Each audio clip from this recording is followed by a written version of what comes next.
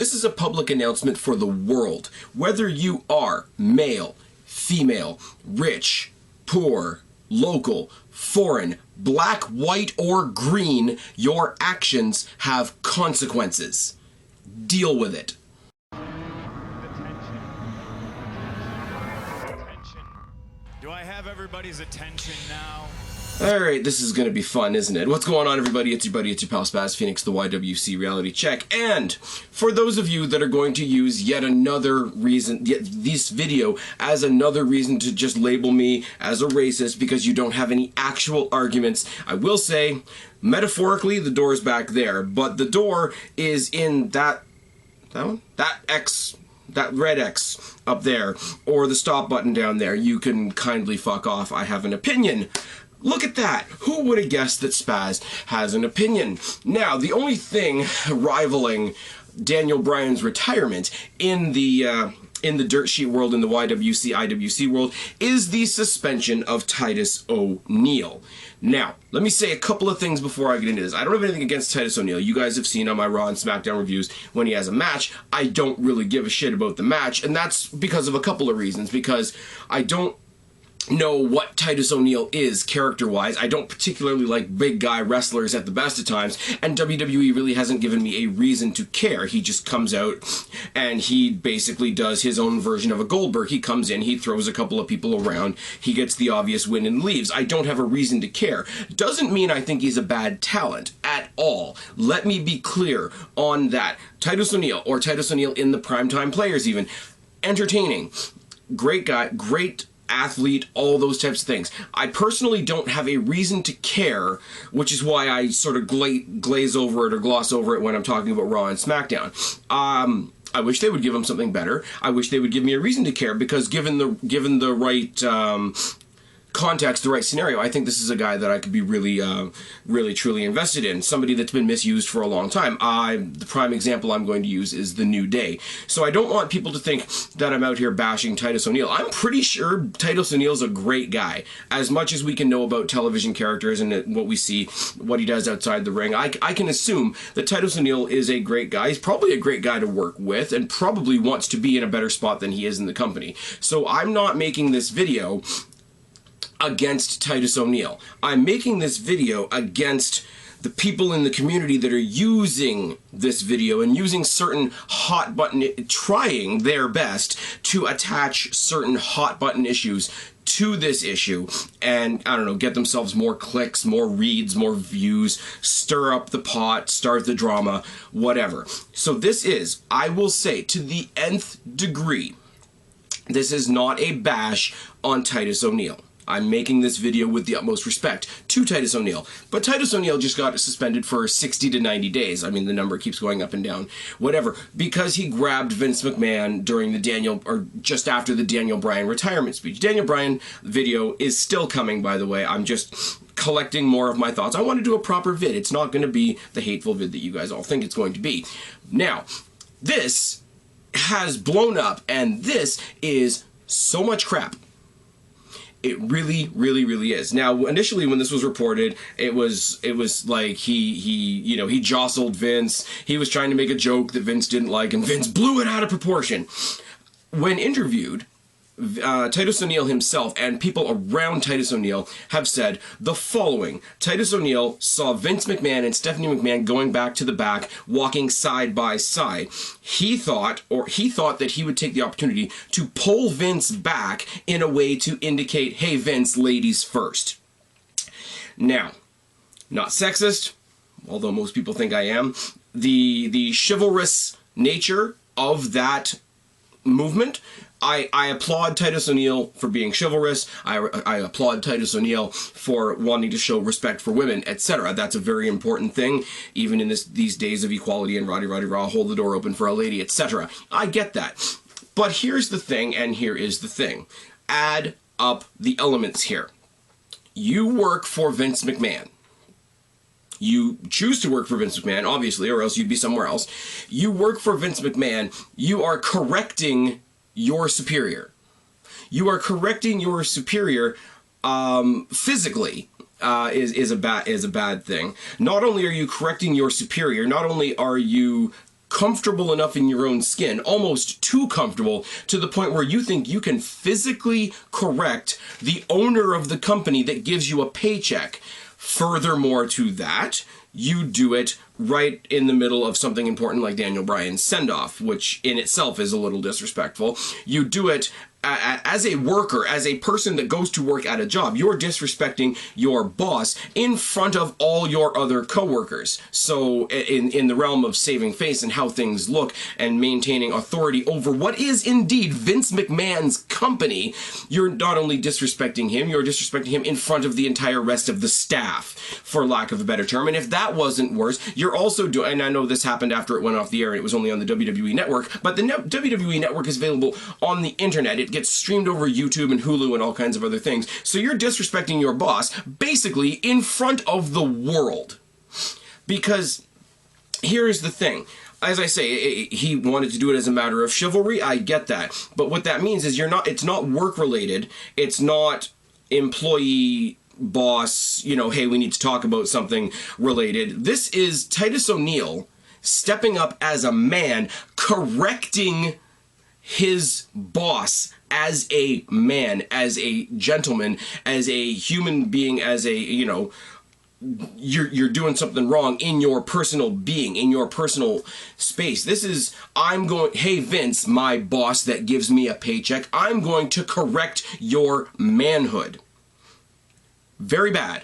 And as I say, in front of the rest of the staff, in front of his daughter, in front of the entire world.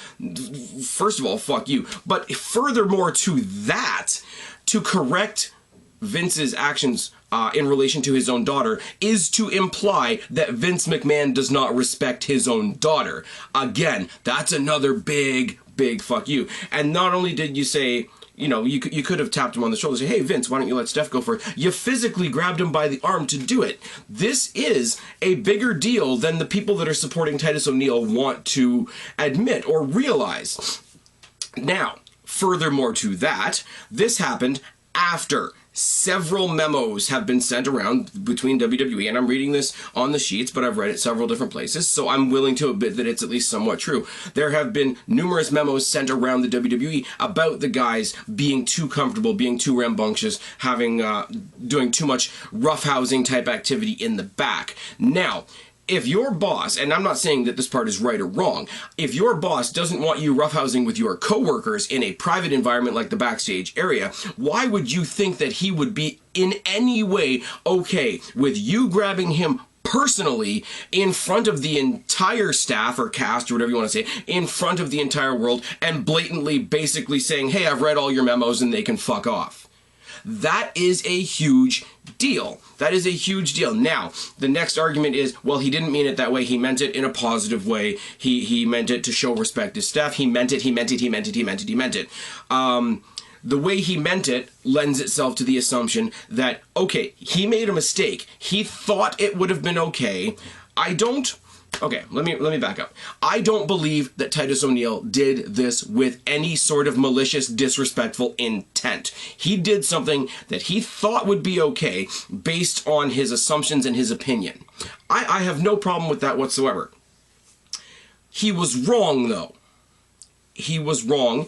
And he basically assumed that something would be okay that wasn't okay. Now, did he do it with malicious intent? Like I say, absolutely not. But mistakes have consequences, like actions have consequences. So, if I work at a cookie factory and one of my coworkers tells me, hey, we only send out the really, really good cookies, the rest of them, the broken ones, the crumbled ones, the ones that didn't quite come out properly, you can take them home to your kids. And that's not true, then my boss is going to come up to me the next day. I might have been ill-informed, but that action has a consequence. I'm going to be called a thief at the end of the day, aren't I? I work at a warehouse, most of you guys know. If I dump a fork, or if I dump a skid off a forklift, I didn't obviously mean to do it. It was a mistake, but that action still has a consequence, and I'm going to be penalized appropriately. If you are stealing stuff from the cookie factory, even though you thought it was okay, you're still going to be called a thief, maybe fired, maybe reprimanded, maybe suspended, whatever.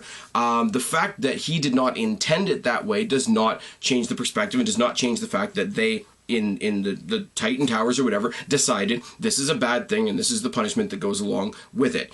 Because you're having a an infraction against you or a bad action doesn't change because you didn't mean it to. If you accidentally run over somebody with your car, they are still dead or at least injured. You can't go to them in the hospital or at the funeral home and say, oh, I didn't mean to, and it'll be all okay again, because it's not. That is a reality. Not every infraction, not every bad thing that somebody does in a workplace is intentional, but those mistakes still have consequences, and the consequences shouldn't be lessened because the effect, the result, was in fact the same. So what do we do? What do we do here on social media? We say immediately, let's grab the biggest headline we possibly can. Let's say that Vince McMahon did this to Titus O'Neil because he's black. Okay, that is entirely possible. It's baseless. You don't have any way to prove that whatsoever. And the phrase that's been tossed around, and I don't know why Heath Slater's name keeps getting tossed around in this, but the line that I've seen on most dirt sheets and in most videos is, well, if Heath Slater had done it, he wouldn't have been punished. Well, that's bullshit. Because if Heath Slater, not only would it happen to Heath Slater if he had done it, especially after all those memos go out that people know about and etc., nobody would be throwing a fit like they are if it had happened to Heath Slater.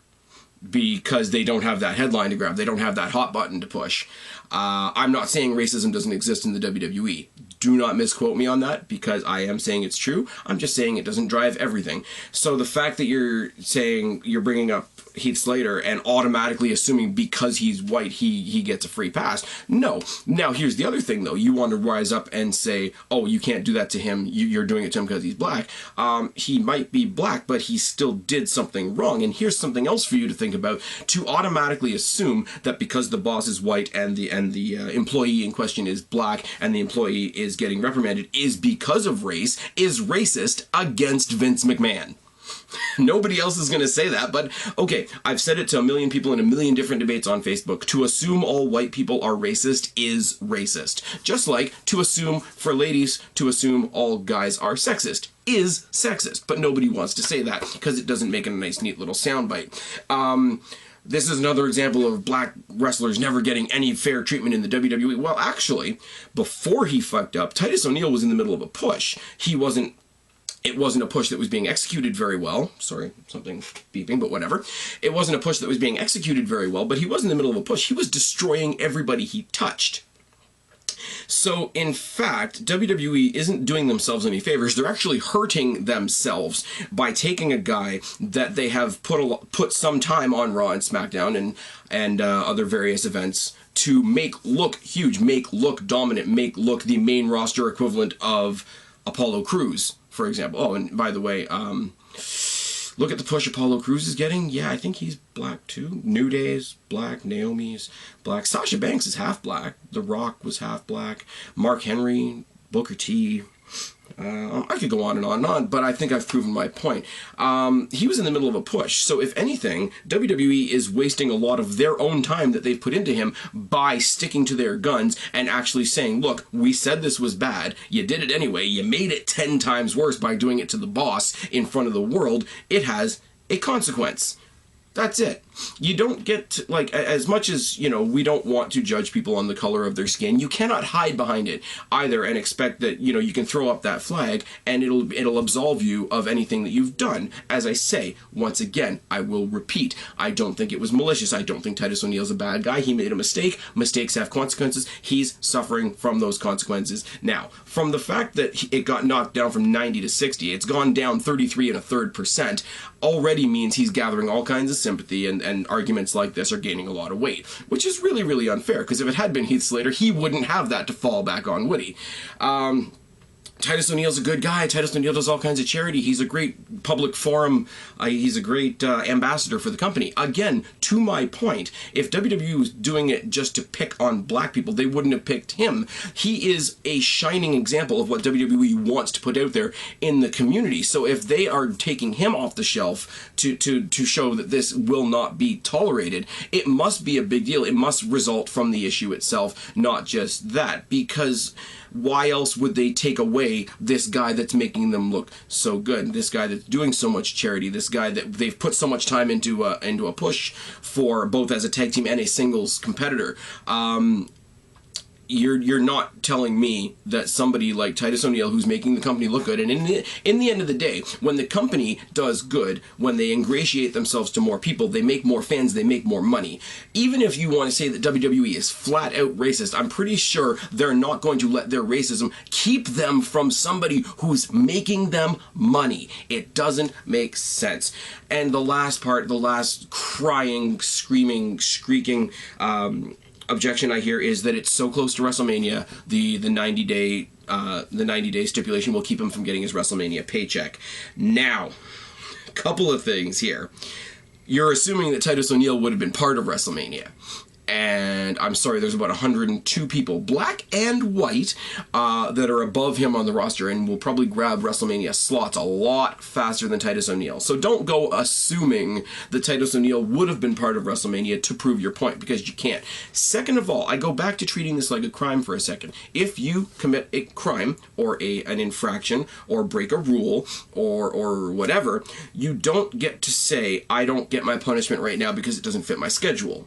You don't. If I go and punch somebody in the face in a bar because I'm drunk and I got no fight or whatever, somebody at the bar called me racist, I'm like, go fuck yourself, and I punched him.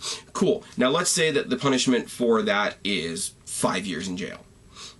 Let's just use random. I don't know much about law. I'm going to use a very simple example. I punched somebody in the face in the bar. I broke their nose, so I'm going to jail for 5 years. I can't go to the court and say, well, sorry, Your Honor, I can't really go to jail right now because my nephew's birthday is next month, and the month after that was when I was going to buy a ticket that was going to win me the lottery. You don't get your punishment, custom fit to you. You don't get to say, okay, I did something wrong, I'll take my punishment, but I'll take it after WrestleMania, sir, that I have disrespected immensely after you give me that gigantic WrestleMania paycheck. It doesn't work that way. I'm sorry, you do something, you get punished for it at the time. It has to be that way, or it is unfair. Because you get to wave a certain flag or a certain hot button issue in everybody's face and scare them away. Whereas somebody else, and I'm going to use the Heath Slater example because it seems to be the most popular one, wouldn't be able to do the same thing. Because nobody's ever going to believe, oh, he's picking on me because I'm white. But that's what people are doing to Vince McMahon. Vince McMahon is being, okay, I don't want to say picked on, but Vince McMahon is being harshly judged and assumed a racist because he's white, because his company has a shady history with some race relations, because he's white and the employee in question is black. That is shitty. I don't condone racism at all. I have friends of all shapes, sizes, and colors, as you guys may or may not know. I'm a fan of a bunch of different wrestlers, there's black guys that suck, there's white guys that suck, there's everybody in between that sucks, and the same goes for people that are awesome. But you can't do it. You can't expect WWE to not enforce a rule because they're afraid of being called racist. It doesn't work that way. You did it, you're getting punished. You did it close to WrestleMania, you might miss WrestleMania. Here's the thing, here's a really shitty thing for me to say. If you are going to break a rule, if you are that arrogant, if you are that supreme, and I'm going to correct the boss, and you want to make sure that you're going to make it to WrestleMania, break the rules after WrestleMania. If anything, for anybody, is this not the time of the wrestling year where all the wrestlers should be kissing as much ass as they possibly can? Now, that may not be the right thing to do, but that is the realistic thing to do. I'm sorry. At the end of the day, this here, unless you can prove otherwise, this instance is not racism. Actions have consequences, whether they're accidental or not. I'm pretty sure I'm going to get a lot of hate for this video, but I've been Spaz, your YWC reality check. Subscribe up there, talk down there, start a conversation, keep all these conversations going. Don't be a stranger. I'll talk to each and every last one of you later. But for right now, I'm tagging out. Bye, guys. Freak like me.